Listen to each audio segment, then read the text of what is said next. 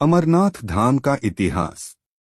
मित्रों, कश्मीर की वादियों में समुद्र तल से करीब 38,000 मीटर की ऊंचाई पर स्थित ये वो पवित्र गुफा है जहां स्वयं भोलेनाथ हिमलिंग के रूप में सदियों से विराजित हैं।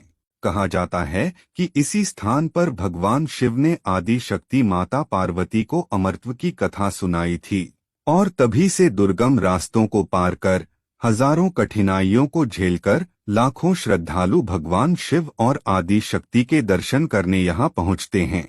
लेकिन मित्रों, क्या आपने कभी ये सोचा है कि अमरनाथ धाम हिंदू धर्म में इतना महत्व क्यों रखता है और इस धाम की यात्रा करने से क्या होता है?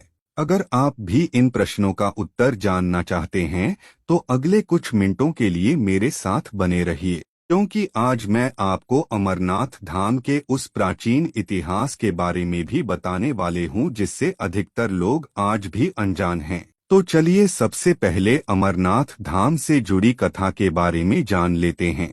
मित्रों, शिव पुराण में अमरनाथ गुफा और उससे जुड़े रहस्यों के बारे में बताया गया है।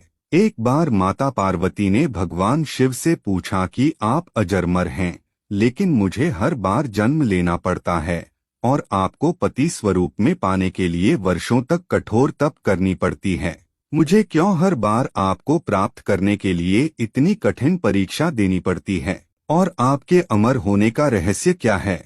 इस पर भगवान शिव ने कहा कि इसका रहस्य अमरत्व से जुड़ा है। जिसके बाद माता पार्वती अमरत्व के बारे में जानने का हठ करने लगी। भगवान शिव अमरत्व के रहस्य को बताना नहीं चाहते थे, लेकिन माता पार्वती हठ करने लगी, जिस पर भोलेनाथ ये रहस्य बताने के लिए तैयार हो गए।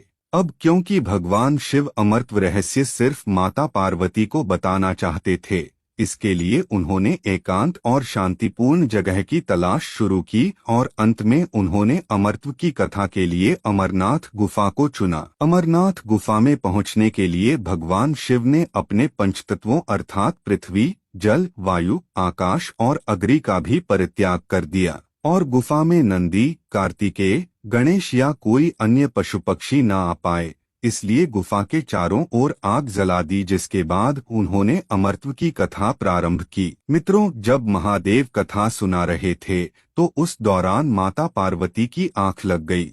ये बात भगवान शिव को पता नहीं चली, क्योंकि कथा को दो कबूतर सुन रहे थे जो बार बार हुंकार भर रहे थे। ऐसे में भोलेनाथ को लगा कि माता पार्वती कथा सुनकर हुंकार भर रही हैं। जब कथा समाप्त हुई तो भगवान भोलेनाथ ने देखा कि माता पार्वती तो सो रही हैं।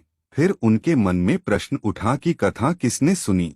उन्होंने नजर दौड़ाई तो देखा कि वहां दो कबूतर मौजूद हैं। इस पर भगवान शिव क्रोधित हो गए तो वो दोनों कबूतर उनके सामने क्षमा प्रार्थना करने लगे। दोनों ने कहा कि हे महादेव, हमने ये कथा सुनी है, अगर आप हमें मार देते हैं तो ये कथा असत्य हो जाएगी, आप हमारा मार्गदर्शन करें।